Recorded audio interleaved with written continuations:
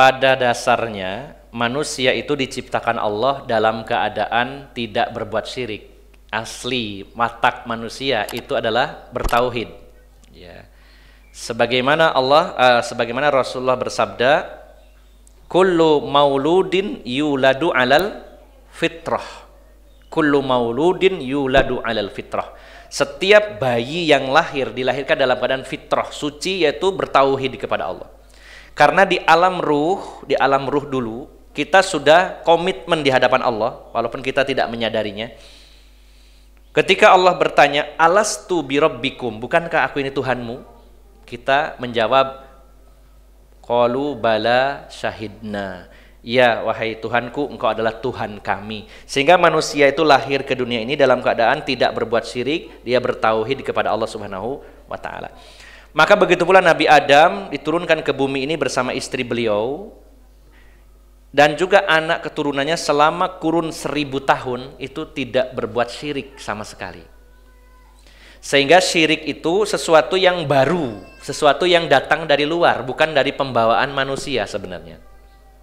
Pembawaan manusia, Allah seolah udah menginsert, menyisipkan dalam diri manusia untuk bertauhid, cuman dari luar, pengaruh luar, datanglah kesyirikan itu. Maka pertama kali muncul kesyirikan adalah di zaman Nabi Nuh alaihi salam. Ketika 5 orang solih, Wad, Suwa, Yagus, Ya'uq, Nasr ini meninggal, dikubur, kemudian di atas kuburannya dibuatkan patung-patung mereka. Sebagai monumen, sebagai kenang-kenangan, supaya anak-anak keturunan mereka, generasi setelahnya mengambil ibrah, pelajaran, mencontoh orang-orang soleh itu. Dibuatkanlah patung-patungnya. Tapi saat kebodohan merajalela, mereka jauh dari ilmu, syaitan membisikkan, akhirnya mereka menyembah 5 patung itu. Dan itu berlanjut dari zaman ke zaman terus sampai hari ini, bahkan sampai hari kiamat. Dan semakin dekat dengan gerbang kiamat, kesyirikan semakin besar. Jadi kalau ada orang protes, mas wis gak usum mas ngaji tauhid, ngaji syirik, iki loh sampean sing didepi sampean ngomong muslim. Ada yang seperti itu. Gak usah mas ngaji tauhid, kita lah udah Islam bisa mengucapkan la ilaha illallah, gak berbuat syirik.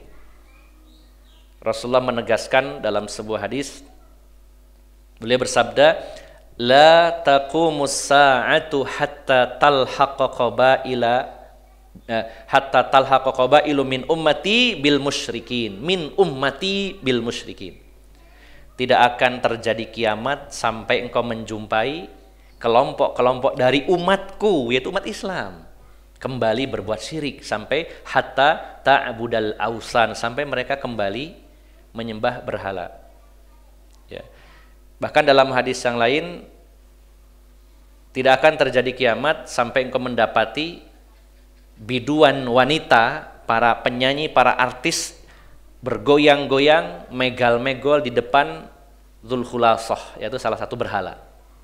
Ya. Jadi wanita-wanita Bani Daus. Ya. Dan itu sudah berulang kali terjadi di daerah situ, di Saudi. Ya. Jadi para wanita penyanyi itu goyang-goyangkan pantatnya begitu, kemudian terjadilah kesyirikan di wilayah tersebut, dan itu sudah terjadi berulang kali. Nah, Rasulullah mengatakan tidak akan terjadi kiamat sebelum kaum muslimin itu sebagian dari mereka kembali menyembah berhala. Jadi semakin banyak orang berbuat syirik, sehingga dakwah tauhid harus digencarkan, dan mempelajari tauhid, mempelajari syirik ini adalah perkara yang sangat penting, dan tidak usah terpengaruh dengan ucapan orang bahwa kita sudah muslim, gak usah bahas-bahas syirik, gak usah bahas tauhid, kita sudah bertauhid, gak berbuat syirik. Faktanya orang yang mengaku Islam dan mengucapkan la ilaha illallah sampai detik ini masih banyak yang berbuat syirik. Sehingga kesyirikan itu bermula awalnya dari penghormatan yang berlebih-lebihan kepada tokoh-tokoh yang disucikan. Gulu, ya istilahnya berlebih-lebihan dalam sampai mengkultuskan para tokoh-tokoh tersebut, sehingga dijadikan sesembahan selain Allah atau dijadikan perantara antara dirinya dengan Allah Subhanahu wa taala. Ya, demikian wallahu a'lamu bishawab.